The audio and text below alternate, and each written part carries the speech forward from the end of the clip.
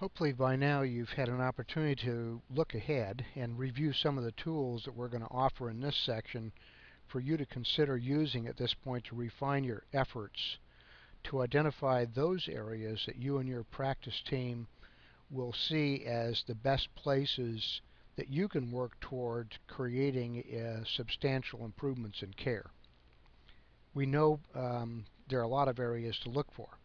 And in this short video, what we're going to do is to try to spend some time as a supplement to the written information in this section, walk through some of the tools, give you some pointers, and to help you identify how you might take this next step.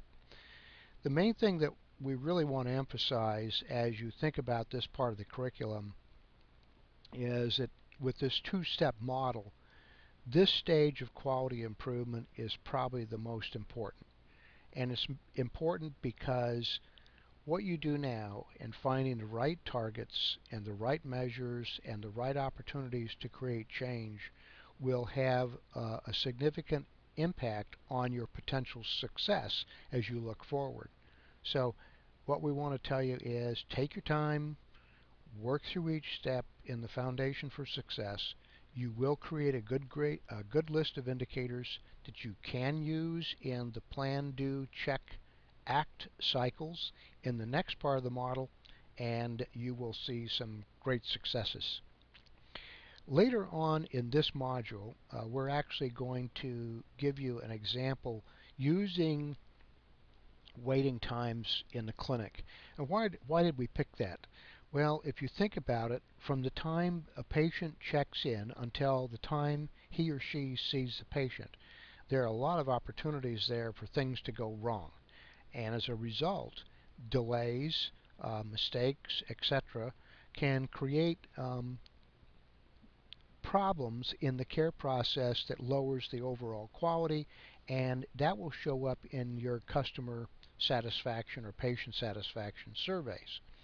So what we've done in this section is we've given you the tools which represent different ways that you can use the data that you're going to collect in developing the right targets with measures that will produce the change you're looking for.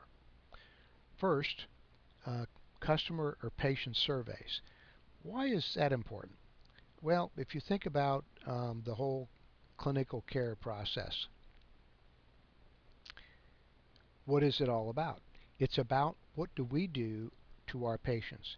How do we document potential things that can have a negative impact on waiting times and also how they have an impact on the quality? Why are surveys a good resource? They are the voice of your patients, and as such, they will tell you how waiting in their clinic has an impact on the quality of care that they see in their visit. So customer surveys provide you a great tool to collect data and compile a broader range of patient-focused quality indicators. The next one that we're going to provide you some information on is flowcharting.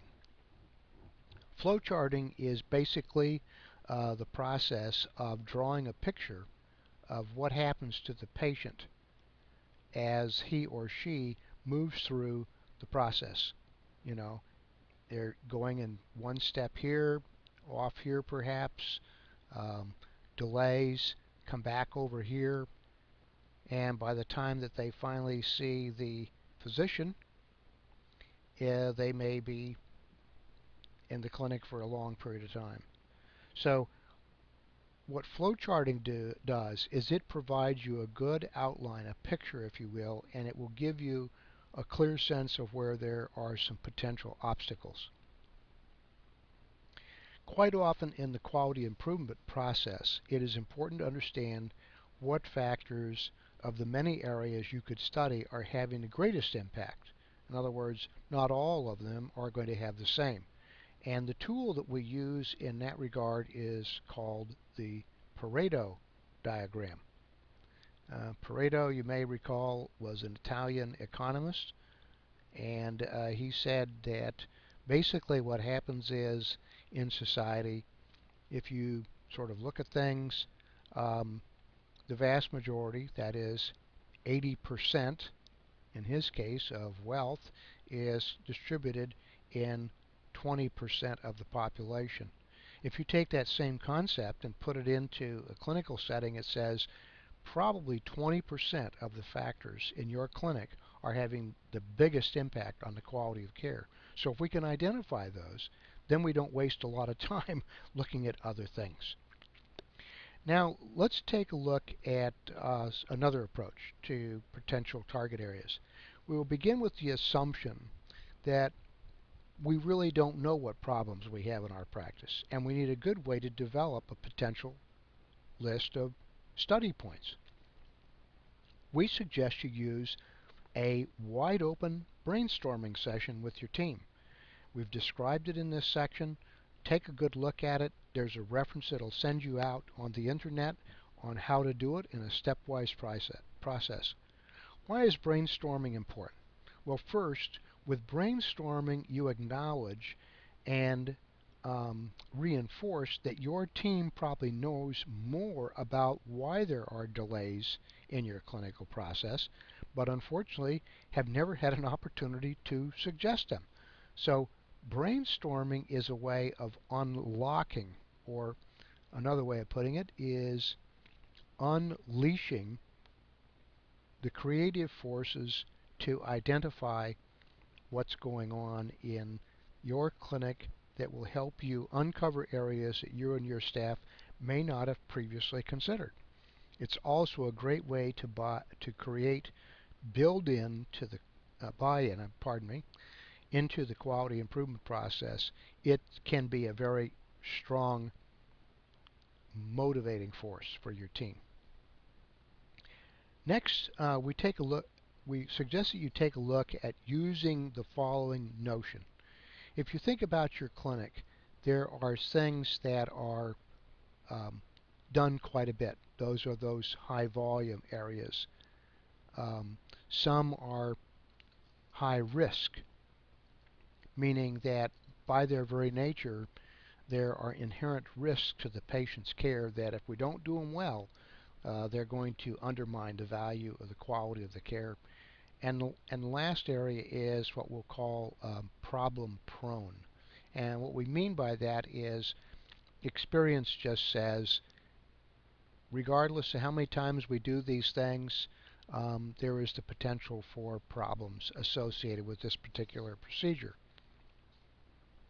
If you and your team can come up with one or two indicators in each of these areas, you will probably feel pretty good about having covered most everything in your clinic that you should be concerned about.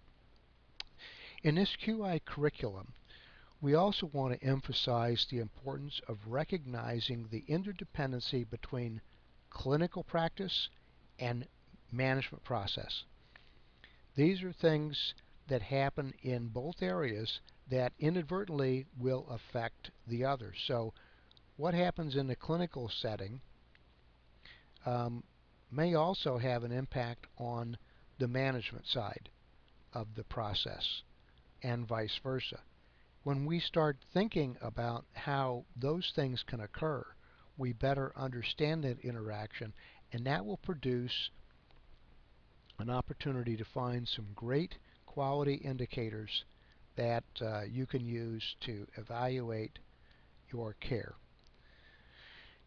Look at that, think about it, and we highly recommend that you take a look at those. The last QI data organizing tool we're introducing in this part of the curriculum is something called the fishbone diagram. And basically all it is takes a measure of something, we'll call it Y, breaks it out into various arms, if you will, which takes data and says, you know, we're going to put everything under the category A here, we're going to put B here, C here, and D there. And when we add them all up, it will give us, again, sort of like flowcharting, but instead of movement, it says cause and effect. So The fishbone diagram is another very important tool in the QI process. No one tool answers all your questions. No one tool solves all the problems. But when you look at these and you think about what you're trying to do, in this particular case, think carefully about how these tools can help you. Now, once you've reached this point, we want you to make sure at each step in the process, go back and reflect back on previous steps, because what you want coming from targets of improvement all the way down to implementing change or affecting change is a clear alignment so that the cause and effect process works.